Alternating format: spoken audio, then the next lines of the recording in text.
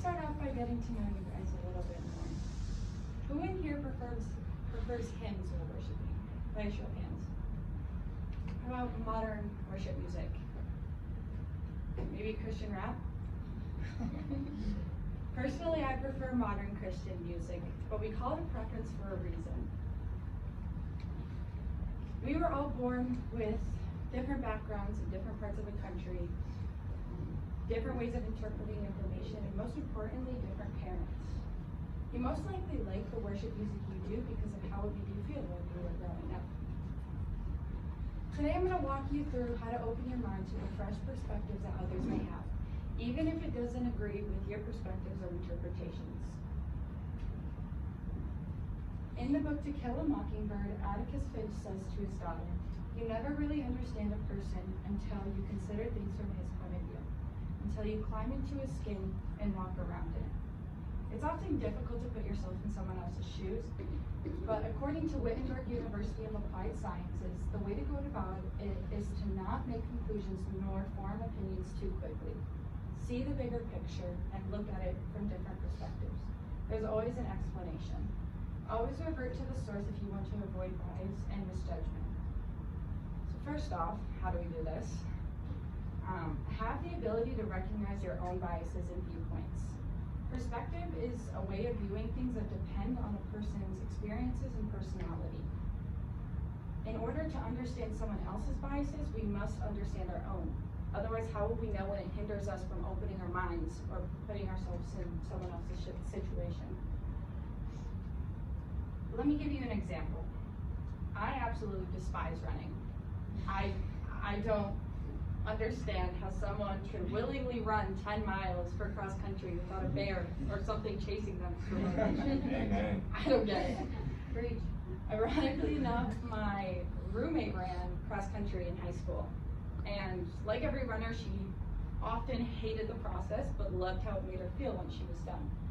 And it wasn't until I heard her side of the story until I realized the positive attributes that running could have. I still won't do it though. Secondly, try considering from all standpoints. After being able to analyze your own biases, it should be much easier to understand others. Whenever you're stuck on what a teacher or an individual says, look at all sides of the equation before making fast judgments or perceiving it as false. One of the largest human errors is the tendency to assume. And if you've ever heard the old saying, you break up the word, it makes a butt out of you and me. Okay? And it often happens, trust me, we all know those people. Thirdly, revert to the source if you want to avoid bias. Information rarely makes a person more closed-minded unless they're specifically looking to prove their perspective right, which is also known as a confirmation bias. If you're confused about why in the world someone would run cross-country, just ask a cross-country runner. If someone has a controversial perspective, such as the roles of women and men or US presidents, really research about it before making a fast judgment. Always be cautious that your bias is backed with information. And don't only just do this in situations, do it mentally in your processing. Because if you speak too quickly or you listen to a strong opinion that just sounds right, it's often not going to end well. Lastly, try to be open-minded and look at the bigger picture. This one may sound the most simple out of all of them, but it's often the most important. It allows you to distance yourself from your own perspective and everybody else's in order to almost be in a third-person party. If you remember elementary school, you have first person, second person, third person. Third person, you're looking at all different aspects, and you're able to understand it clearer. While it's often difficult to open your mind to others' perspectives that are far from yours, almost like opening a box that's been sealed for 18 years, it can be simple after following the simple steps that I discussed. Each of us have our own perspective, but what if we try to listen to someone else's for a change?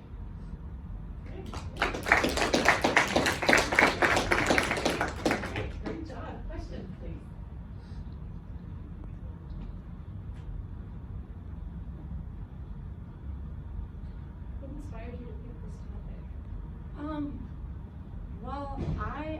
psychology major, love to see people and how they view things and how it affects their behaviors and mannerisms.